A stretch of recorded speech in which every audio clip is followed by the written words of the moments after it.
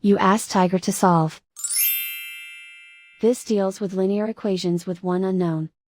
The final result is x equals negative 28 over 27.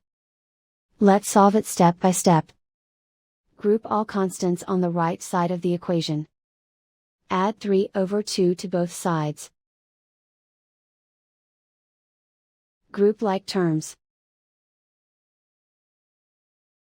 Combine the fractions. Combine the numerators. Reduce the zero numerator. Simplify the arithmetic. Find the lowest common denominator. Multiply the denominators. Multiply the numerators. Combine the fractions. Combine the numerators. Isolate the m. Multiply both sides by inverse fraction 8 over 9.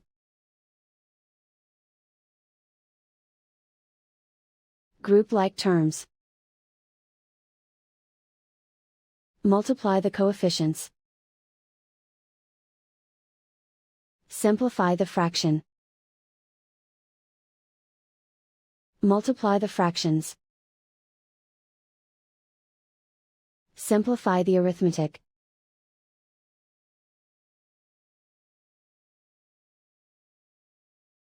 And so the final result is x equals negative 28 over 27.